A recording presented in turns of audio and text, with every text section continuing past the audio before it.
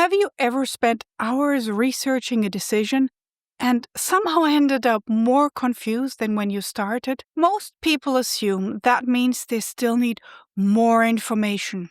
But what if the real problem is that they're trying to answer the wrong question? As a scientist who studies decision-making, I found that's often exactly what's happening. And once you understand why, it becomes much easier to tell the difference between information that helps a decision and information that simply makes it more fuzzy. A few years ago, I needed a new pair of headphones.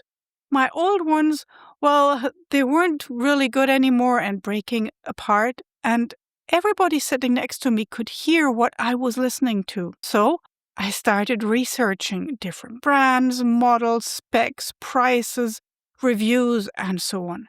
But instead of becoming clearer about what I want to buy, I became increasingly unsure. And then a friend said, "Why don't you just go into an electronics shop and try them?" So we did. My daughter was still quite small at that time, and she was standing next to me and talking just as small children tend to do. And there were people around, it was a busy Saturday, and all the usual noises you have in a large electronics store. And I tried on the earphones. I tried one. It was a pair of noise-canceling headphones, and suddenly everything went silent. The decision was made right then. I realized that what I actually wanted was not simply a good pair of headphones. I wanted to reduce the noise around me and listen to music without disturbing my family. Most of the information I had been comparing was not really relevant to that outcome. Hi, I'm Gwen Bach. I have a master's degree in applied neuroscience,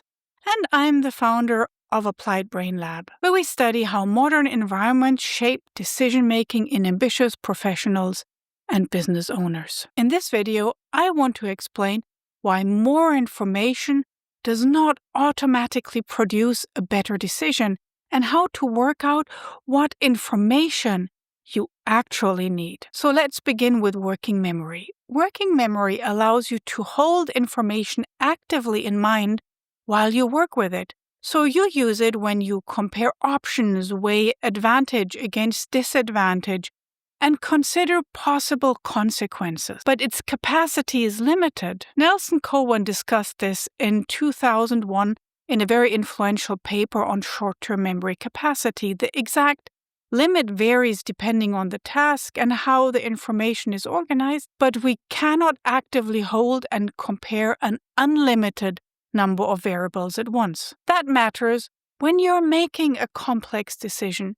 You may already be thinking about the price, the risk, the time commitment, the possible return, and what might happen in 6 months. And then you add more reports, more opinions, and more options. All of that information has to be organized and compared. And the brain does not automatically give the most weight to whatever is most relevant. Recent, vivid, or emotionally salient information can receive more simply because it stands out.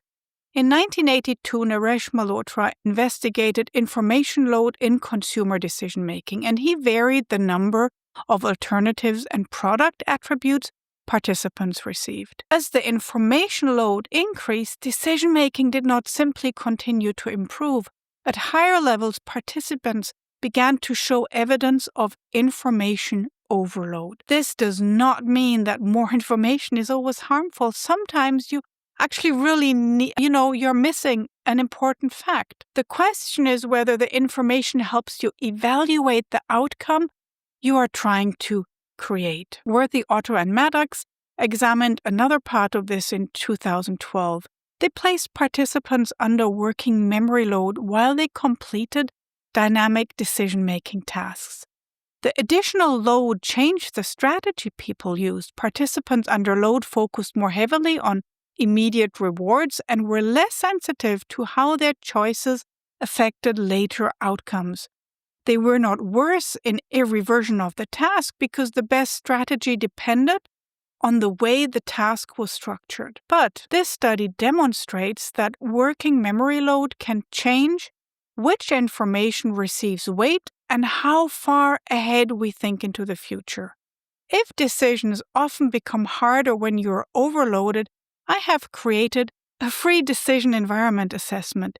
It helps you identify where cognitive load and environmental friction may be affecting how you think and decide. And you can find the link below this video. And I made a similar mistake with a much bigger decision in my life after completing my master's degree. And I began thinking about whether I should do a PhD or not, and I looked at university, existing positions, remote options, programs in Germany and in the UK, costs, and possible ways of making it work for me. It became super stressful and overwhelming. But I was researching the question, which PhD should I do? I had not properly asked whether doing a PhD at that point in my life made sense at all. Quite a few of my friends had continued into PhDs, and I think part of me assumed that it was the natural next step for me. But we were moving to another country, I had my family to consider,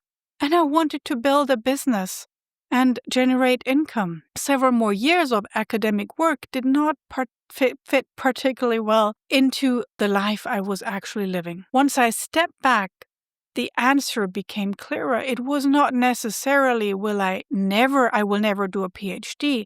It was more like a PhD does not make sense for me right now. I did not lack information about PhD programs. I had been researching the wrong question. So when you notice yourself collecting more information without becoming any clearer, take a piece of paper and write down the decision you believe you're making. And then ask, what outcome am I actually trying to create? The decision and the outcome are not always the same thing. Buying headphones was the decision, but reducing noise and listening to music without disturbing other people was the outcome.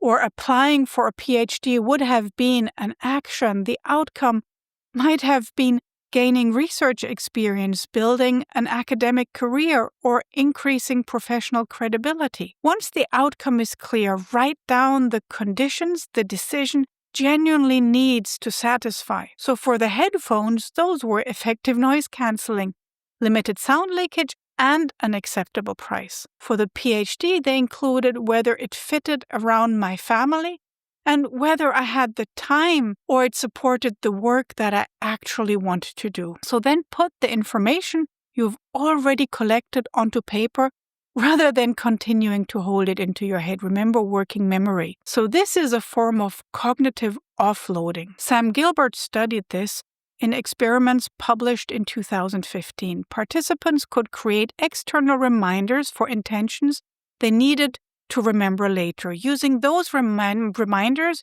reduced what they needed to maintain internally and improved performance when the reminders were used effectively. Gilbert was studying prospective memory rather than complex decisions, so writing things down does not guarantee a better choice, but externalizing information makes it easier to organize and compare without continuously rehearsing everything in working memory. And now look what you have written and ask, does this information help me determine whether this option produces the outcome I really want?